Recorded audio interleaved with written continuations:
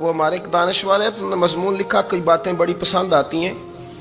وہ کہتے ہیں کہ میری اہلیہ، ان کو بھی کسی نے نا مس گائیڈ کر دیا تھا، حالانکہ اچھی خاتون ہے، کسی نے مس گائیڈ کر دیا، تو وہ بھی سماجی اور ویلفیئر اور یہ خواتین کو شوق ہوتا نا بننے کا، تو وہ بھی سماج کے اندر اچھا مقام تلاش کرنے کے موڈ میں آ گئی۔ تو کہیں ایک دن جانا تھا تو بڑی بن سنور کے میرے ساتھ وہ گاڑی میں بیٹھ گئی۔ تو میں گاڑی میں، عورتوں کو یہ بھی مسئلہ ہوتا ہے نا کہ ہماری تعریف کرو، تو کئی دفعہ بعض مردوں بیچاروں کو جھوٹ بولنا پڑتا ہے، تو زبردستی کراتی ہیں نا جی۔ تو اس میں گنجائش بھی دی ہے شریعت نے گنجائش دی ہے کہ کبھی بیوی کو راضی کرنے کے لیے خلاف واقعہ بات کرنی پڑے تو کر لینی چاہیے، تو وہ کراتی بھی ہیں۔ 3 موقع پر خلاف واقعہ بات کرنے کی اجازت ہے، واقعے کے خلاف بھی آپ بات کر سکتے ہیں، جنگ کے موقع پر 2 لوگوں کو صلح کرانے کے لیے اور بیوی کو راضی کرنے کے لیے کر لیں کوئی ایسی بات، بے شک اپنی طبیعت پہ جبر کر کے کر لیں، گنجائش ہے، اجازت ہے۔ تو وہ کہتے ہیں جب وہ گاڑی میں میرے ساتھ بیٹھی بن سنور کے، تو وہ تقاضا کرنے لگی کہ میں نے مطلب بڑے اچھے کپڑے پہنے ہیں پر آپ نے توجہ نہیں کرائی۔ وہ سیاںا بندہ تھا، وہ چاہ رہا تھا کہ میری خاتون سمجھ جائیں۔ وہ کہتے ہیں مجھے پتہ تھا کہ بیچاری مس گائیڈ ہو گئی ہے، دل کی بڑی اچھی ہے، سیاਣੀ ہے، لیکن اس کو نا کچھ خواتین نے، کچھ لوگوں نے مل کے اس کو ذہن غلط کر دیا ہے کہ سماج میں نکلو، باہر جاؤ، کام کرو، فلاں کرو، اپنی مرضی سے جیو۔ تو میرے ساتھ گاڑی میں بیٹھی کہیں جانے کے لیے، تو مجھ سے کہنے لگی کہ آپ نے میری طرف توجہ ہی نہیں کی، آپ نے کوئی ذکر ہی نہیں کیا کہ میں کیسی لگ رہی ہوں۔ تو وہ کہتے ہیں میں نے اسے کہا کہ اگر تو ناراض نہ ہو تو پھر میں صحیح والی تعریف کر دوں۔ تو اس نے کہا کہ آپ کر دیں۔ تو کہتے ہیں میں نے درد سے اور خلوص سے اپنی بیوی سے کہا، خلوص کے ساتھ میں نے کہا میں تو روز گھر ہوتا ہوں، روز شام کو گھر ہوتا ہوں، اگر تو میرے لیے تیار ہوتی تو میں تیری تعریف کرتا، لیکن آج تو باہر جانے کے لیے تیار ہوئی، تو پھر ان سے تعریف کی امید رکھ جن کے لیے تو نے تیاری کی ہے۔ میرے لیے تیاری کرتی تو میں تو ہر شام تیرے پاس ہوتا ہوں۔ کہتے ہیں میرے لفظوں میں درد تھا تو وہ بھی رو پڑی، اور کہنے لگی آپ گاڑی روک دیں، مجھے باہر جا کے کسی کو راضی نہیں کرنا، میں نے اسے راضی کرنا ہے جس کو رب کریم نے میرا شوہر بنایا ہے اور میرے لیے منتخب کیا ہے، میرے ماں باپ کو۔ میں واپس لوٹتی ہوں۔ یہ ایک پہلو ہے سلگتا ہوا، اس کو سمجھا جائے۔ عورت کو ویسے بھی قابو کرنا بڑا آسان ہوتا ہے۔ اعلیٰ حضرت بریلوی رحمۃ اللہ علیہ فرماتے ہیں بیٹیاں نازک شیشیاں ہوتی ہیں، ان کو تو ذرا سی چوٹ لگے تو ٹوٹ جاتی ہیں۔ دیکھیں کتنا بڑا جملہ کہا بریلی کے امام، میں نازک شیشیاں ہیں، ذرا کوئی آدمی گمراہ کرتا ہے، ذرا خراب کرتا ہے۔ اب دیکھیں نا، یہ جو بچیوں کو بچے مس گائیڈ کرتے ہیں، انہیں بڑے بڑے خواب دکھاتے ہیں، وہ بیچاری ماں باپ کو چھوڑ کے، بہن بھائی کو چھوڑ کے اس کے ساتھ شادی کرتی ہے، پھر جو اس کا بعد میں حشر ہوتا ہے، آپ ادلیاں نو سردار پہن تکے تے شرما والیاں نو چوٹے ڈولیاں دے۔ پھر وہ بیچاری ماں باپ رکھتے نہیں، وہ ظلم کرتا ہے، تو کتنی بڑی تکلیف میں وہ بچی آ جاتی۔ نازک شیشی ہوتی ہے نا تو ٹوٹ جاتی۔ یہی حال اب جدید خواتین اور یہ جو کچھ اینکر پرسن ہیں، یہ اصل میں نا یہ آپ کو سیاست سکھاتے ہیں، لیکن یہ مادر پیدر آزاد لوگ ہیں، بالکل آزاد۔ یہ تو علماء شور نہ کریں، بات نہ کریں، گفتگو نہ کریں، مشائخ بات نہ کریں، اور یہ جو کچھ سنجیدہ اور دینی طبقہ ہے یہ کچھ شور نہ کرے، یہ تو روڈوں پہ ننگے ہو کے آ جائیں معاذ اللہ۔ خوفناک نظریہ رکھتے ہیں یہ لوگ۔ عورت کو کہتے ہیں تیرے حقوق ہم تجھے لے کے دیں گے، مثلاً وہ کون سا حق ہے جو تم نے لے کے دینا ہے؟ میرے نبی کریم صلی اللہ علیہ وسلم نے اس کو بیٹی بھی بنایا ہے، اس کو بہن بھی بنایا ہے، اس کو ماں بھی بنایا ہے، اسے بیوی کا عالی شان رتبہ بھی عطا فرمایا ہے۔ اور چونکہ بیٹی کا بھی حق بڑا بیان کیا جاتا ہے، بہن کا بھی، ماں کا بھی، اور بیوی کے معاملے میں لوگ سمجھتے ہیں کہ زیادہ بات نہیں کرنی چاہیے، شاید مسئلہ خراب ہو جائے۔ حالانکہ نبی پاک صلی اللہ تعالیٰ علیہ وسلم نے بیوی کے بارے میں پتہ کیا فرمایا؟ فرمایا جب تم نکاح کر لیتے ہو تو اپنا ایمان محفوظ کر لیتے ہو۔ اب میں اس کی شرح نہیں کرتا، اب خود کر لیجئے گا کہ وہ ایک ایسی شخصیت ہوتی ہے کہ جس کی موجودگی میں آپ کا ایمان محفوظ ہے۔ اب میں نہیں سمجھتا کہ اس سے بڑی بات کوئی اور ہو سکتی ہے، جس کی موجودگی میں آپ کا ایمان، اور بھئی یہ حدیث پاک عرض کر رہا ہوں، نکاح جب کوئی کر لے تو اس نے اپنا ایمان مکمل کر لیا۔ اس کا معنی یہ ہوا کہ آپ کا ایمان محفوظ ہے اس کی موجودگی میں، تو اس سے زیادہ بھی، یعنی ایمان سب سے قیمتی چیز ہے نا، تو اس کے محفوظ ہونے کی وجہ حضور نے نکاح بیان کر دی۔ اب میرا خیال ہے بی بی اگر کوئی اس سے بڑا حقوق مانگے گی تو بیوقوفی کرے گی۔ اتنا بڑا درجہ نبی کریم نے اسے عطا کر دیا، اتنا بڑا مقام دے دیا کہ تو خامند کے ایمان کے محفوظ ہونے کا ذریعہ بن گئی ہے۔ عورت کو جو حقوق رسول کریم صلی اللہ تعالی علیہ وسلم نے عطا فرمائے، نبی پاک نے جو حقوق دیے، دیکھیں نا، حضرت عبداللہ ابن عمر رضی اللہ تعالیٰ عنہ کی اہلیہ بیمار تھی، تو جلدی جلدی سے وہ آئے، تو جب بہت جلدی ہو، سفر بڑا شدید تھا، تو آپ نے جلدی سے نماز ادا کی، جلدی سے چلے۔ آپ کے خادم کہنے لگے حضور خیریت ہے؟ فرمایا میری بیوی بیمار ہے۔ تو اس نے عرض کی حضور آپ کی اہلیہ بیمار ہے، تو آپ نے نماز بھی جلدی سے پڑھی، سفر بھی جلدی جلدی کیا۔ تو فرمانے لگے یہ وہ چیزیں ہیں جو ہمیں مدینے والے رسول نے سکھائی۔ آپ اس کیفیات کو سمجھیں کہ حضور صلی اللہ علیہ وسلم نے درس دیا۔ اور پھر ایک اور بہت بڑی بات، یہ فضیلت کسی اور کو نہیں دی، جو عورت کو حضور نے فضیلت دی، یہ فضیلت کسی اور کو نہیں دی۔ کبھی حضور نے فرمایا کہ تمہارا ابا تمہارے ساتھ بہت سخت رویہ کرے تو تم نے اس کو اس سختی پر داد دینی ہے؟ فرمایا چلو اگر وہ زیادتی بھی کرے تو تم نے اس کے ساتھ سلوک اچھا ہی کرنا ہے۔ لیکن آپ ایک بات کو سمجھے نا کہ بچے کے بارے میں، بیٹے کے بارے میں، بیٹی کے بارے میں فرمایا 10 سال کے ہو کے نماز نہ پڑھیں تو سختی کرو، تمہارا ڈنڈا بھی لٹکنا چاہیے۔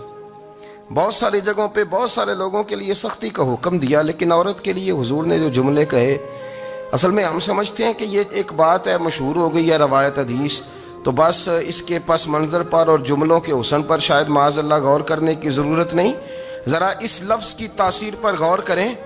حضور نے فرمایا عورت ٹیڑھی پسلی سے پیدا کی گئی ہے، یہ ٹیڑھی ہے، اس کو سیدھا کرنے کی کوشش کرو گے تو ٹوٹ جائے گی۔ تو حضور پھر ہمارے لیے حکم کیا ہے؟ فرمایا جیسی ہے تم اسی کے ساتھ نبھا کرو۔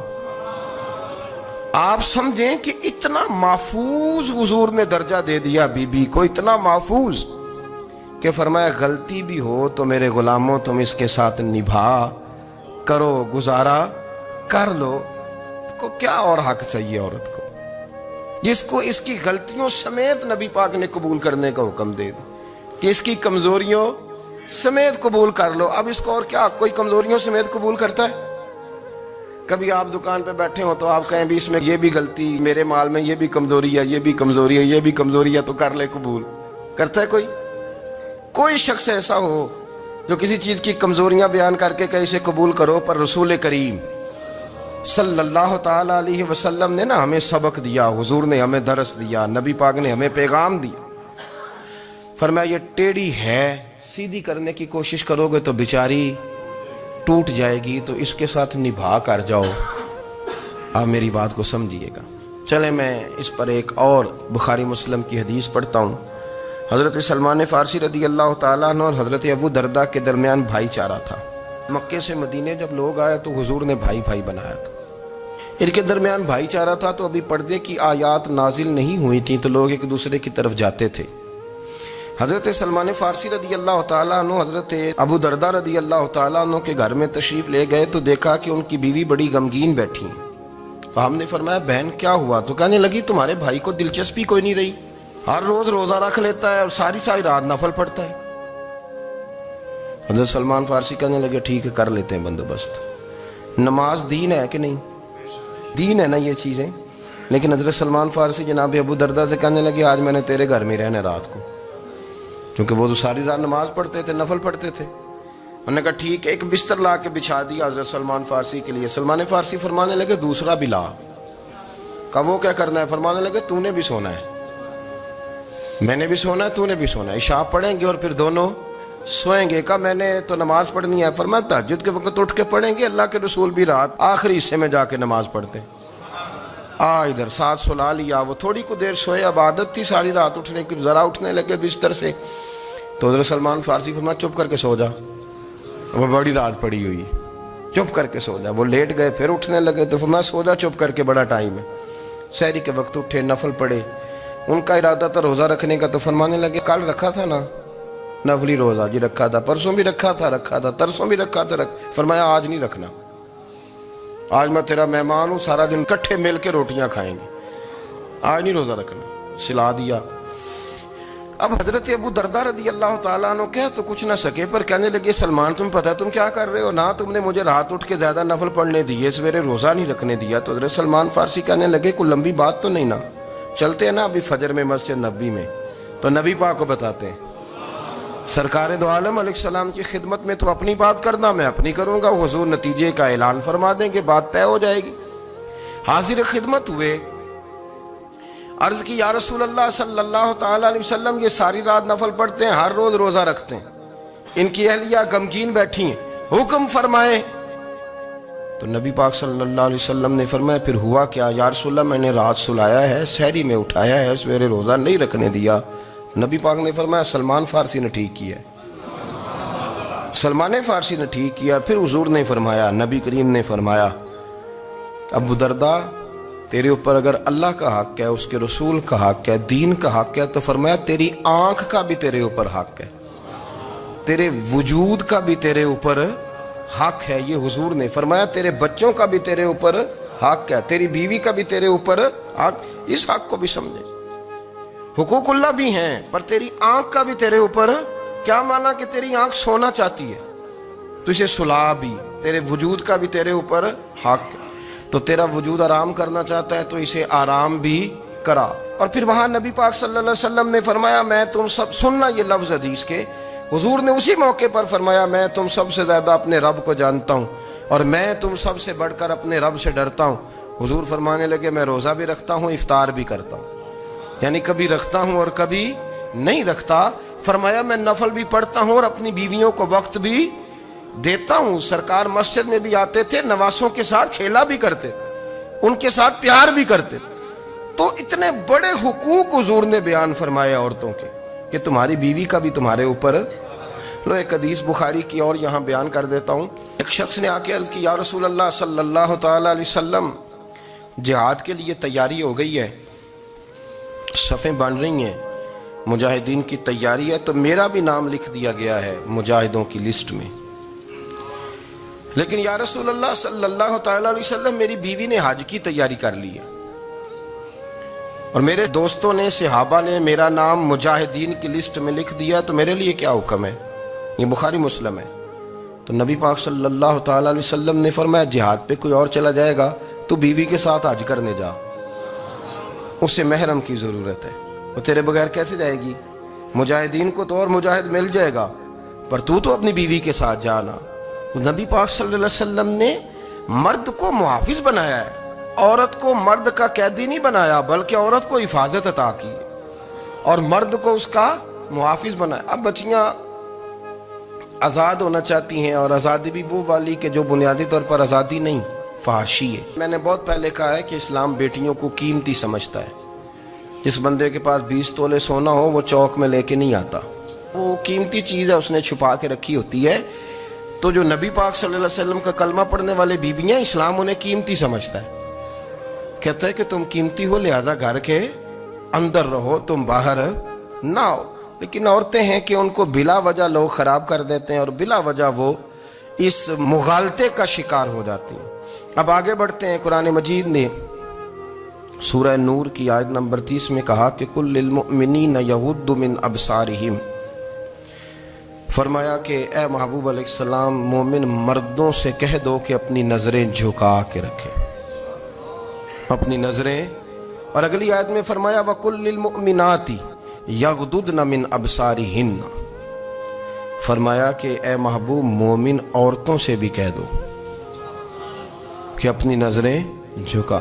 مرد بھی اپنی نظر جھکا کے رکھے گا عورت کی طرف، لیکن یہ ساری پابندی صرف مرد پر نہیں، عورت بھی غیر محرم کا چہرہ نہیں دیکھے گی، اس پر بھی اسی طرح نظر جھکانے کا حکم ہے، جس طرح کہ وہ ہر دکاندار کو بھائی جان کہہ کے گفتگو کرنے کی اس کو بھی اجازت نہیں ہے کہ وہ سمجھے کہ پابندی تو مرد نے کرنی تھی، میں نے تھوڑی کرنی تھی۔ وہ جس کے پاس جائے، جہاں بھی جائے، ڈاکٹر کے پاس جائے، باہر جائے، تو وہ جس طرح مرضی اس کا دل چاہے وہ بات چیت کرے، اس کی عورت کو بھی اجازت اسلام نہیں دیتا۔ بنیادی طور پہ اسلام شرم و حیا کا دین ہے، حیا کی بات کرتا ہے۔ حیا کی جب ہم تعریف کرتے ہیں تو حیا کی تعریف یہ ہے کہ کوئی کبھی چیز دیکھ کے نا تو آپ کی طبیعت میں کراہت محسوس ہو، آپ کوئی غلط جملہ منہ سے نکالتے ہوئے ذرا جھجکیں، آپ کوئی غلط بات کرتے ہوئے تھوڑا بوجھ محسوس کریں۔ ہمارے ہاں تیزی سے فروغ پایا ہے بے حیائی میں۔ سنگیوں کی محفلیں، یاروں کی محفلیں، اس میں غلیظ گفتگو ہوتی ہے الا ماشاء۔ جن دوستوں کو بڑی پاک صاف گفتگو کرنی چاہیے، دوستی کا رشتہ بڑا مقدس رشتہ ہے، جو یہاں ایک دوسرے سے پیار کریں گے جنت میں بھی اکٹھے داخل کیے جائیں گے۔